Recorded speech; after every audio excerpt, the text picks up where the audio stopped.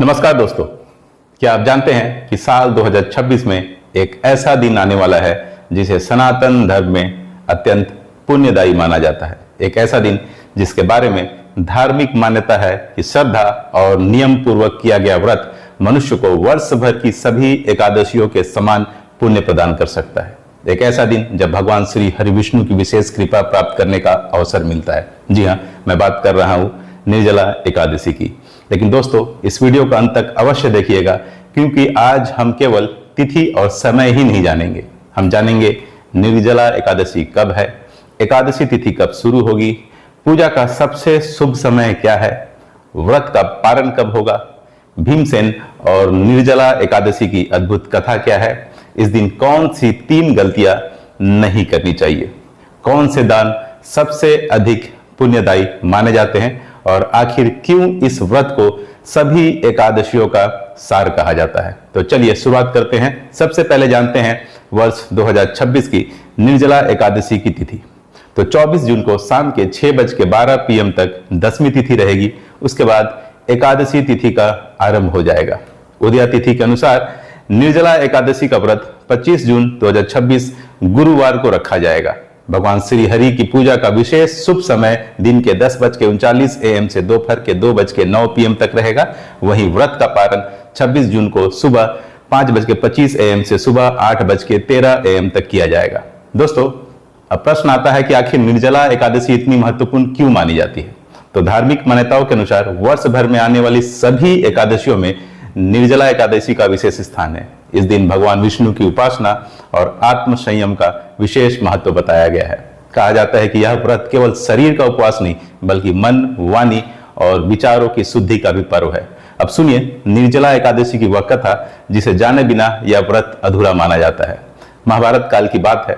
5 पांडवों में भीमसेन सबसे अधिक बलशाली थे। उनकी शक्ति का कोई मुकाबला नहीं था, लेकिन एक समस्या थी, उन्हें अत्यधिक भूख लगती थी। वे स्वयं कहते थे कि उनके पेट में वृक नाम की अग्नि निवास करती है। जब उन्होंने देखा कि माता कुंती, द्रौपदी और उनके सभी भाई नियमित रूप से एकादशी का व्रत रखते हैं, तो वे चिंतित हो गए। उन्होंने महर्षि वेदव्यास से कहा, हे गुरुदेव, मैं भगवान विष्णु का भक्त हूं, लेकिन मुझसे बार बार उपवास नहीं हो पाता। क्या कोई ऐसा उपाय है जिससे मुझे सभी एकादशियों का फल मिल सके। तब महर्षि वेदव्यास ने कहा, हे भीमसेन, यदि तुम सभी एकादशियों का व्रत नहीं रख सकते तो ज्येष्ठ मास की शुक्ल पक्ष की निर्जला एकादशी का व्रत करो। इस दिन पूर्ण श्रद्धा से उपवास करो और भगवान विष्णु का स्मरण करो। तुम्हें सभी एकादशियों के समान पुण्य प्राप्त होगा।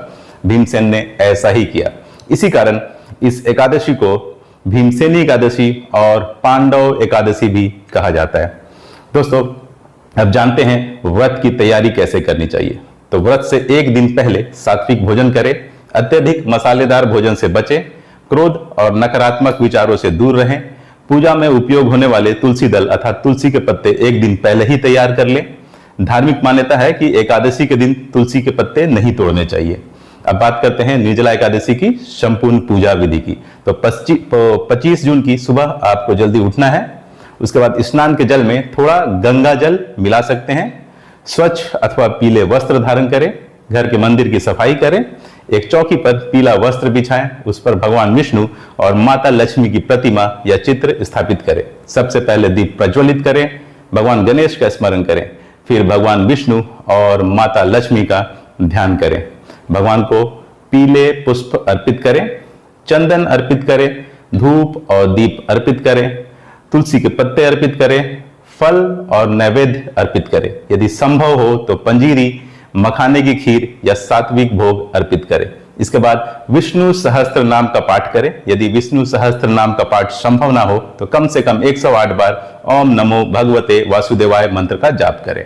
अब मैं आपको बताने जा रहा हूं वह भाग जिस पर बहुत कम लोग ध्यान देते हैं। निर्जला एकादशी के दिन लोग अक्सर 3 बड़ी गलतियां कर बैठते हैं। पहली गलती, एकादशी के दिन तुलसी तोड़ना। धार्मिक मान्यता के अनुसार यह उचित नहीं माना जाता। दूसरी गलती, क्रोध करना। कई लोग व्रत तो रखते हैं लेकिन पूरे दिन गुस्सा करते रहते हैं। ऐसे व्रत आध्यात्मिक दृष्टि से अधूरे माने जाते हैं। तीसरी गलती, निंदा और कटु वचन। एकादशी का उद्देश्य मन और वाणी को भी पवित्र बनाना है। अब जानते हैं कि इस दिन कौन से दान विशेष फलदायी माने जाते हैं? तो वो दान इस प्रकार है: जलदान, घड़ा का दान, छाता दान, हाथ के पंखे का दान, फलदान, वस्त्रदान, अन्नदान। इन सभी चीजों का दान उचित माना जाता है। धार्मिक मान्यता है कि ग्रीष्म ऋतु में प्यासे व्यक्ति को जल उपलब्ध कराना अत्यंत पुण्यदायी माना जाता है। अब जानते हैं 3 विशेष उपाय। उपाय नंबर 1, एक मिट्टी का घड़ा लें, उसमें स्वच्छ जल भरें, थोड़ा गंगा जल और गुड़ या चीनी डालें, फिर इसे किसी जरूरतमंद व्यक्ति को दान करें। उपाय नंबर 2 अर्थात 2, राहगीरों के लिए मीठे पानी या शरबत की व्यवस्था करें, इसके साथ पीले फल दान करें। उपाय नंबर 3, शाम को पीपल वृक्ष के समीप दीप प्रज्वलित करें और भगवान विष्णु का स्मरण करें। अब बात करते हैं उन शुभ संकेतों की जिन्हें धार्मिक दृष्टि से भगवान विष्णु की कृपा का संकेत माना जाता है। यदि इस दिन मन बार बार भगवान के नाम में लगने लगे, यदि बिना कारण मानसिक शांति महसूस हो, यदि किसी जरूरतमंद की सहायता करने का अवसर मिले, यदि तुलसी और भगवान विष्णु की पूजा के प्रति विशेष आकर्षण महसूस हो, तो इन्हें भगवान विष्णु की तरफ से दिया गया शुभ संकेत माना जाता है।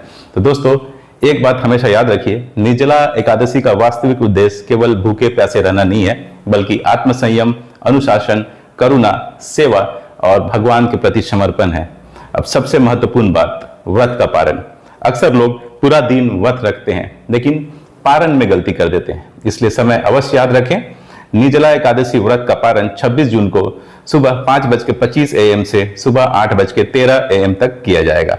पारण से पहले भगवान विष्णु की पूजा करें, तुलसी के पत्ते अर्पित करें, भगवान का स्मरण करें, इसके बाद व्रत का समापन करें। दोस्तों, कलयुग में भक्ति, संयम और सेवा को सबसे बड़ा धर्म बताया गया है। निर्जला एकादशी हमें यही संदेश देती है कि मनुष्य यदि अपने मन पर विजय पाले तो जीवन की अनेक कठिनाइयों को पार कर सकता है। एक बार फिर महत्वपूर्ण समय नोट कर लीजिए। 24 जून को 6:12 PM अर्थात शाम के 6:12 PM तक दसवीं तिथि रहेगी। उसके बाद एकादशी तिथि प्रारंभ हो जाएगी। निर्जला एकादशी 25 जून 2026 को मनाई जाएगी। भगवान श्री हरि की पूजा का शुभ समय दिन के 10:39 AM से दोपहर के 2:09 PM तक रहेगा। व्रत का पारण 26 जून को सुबह 5:25 AM से सुबह 8:13 AM तक किया जाएगा। भगवान श्री हरि विष्णु और माता लक्ष्मी की कृपा आप सबों पर हमेशा बनी रहे। यदि आप भी निर्जला एकादशी का व्रत रखने वाले हैं तो कमेंट में अवश्य लिखें जय श्री हरि या ओम नमो भगवते वासुदेवाय। वीडियो पसंद आए तो इसे अपने परिवार और मित्रों के साथ अवश्य शेयर करें। आप सबों का दिन शुभ और मंगलमय हो। धन्यवाद। जय श्री कृष्ण।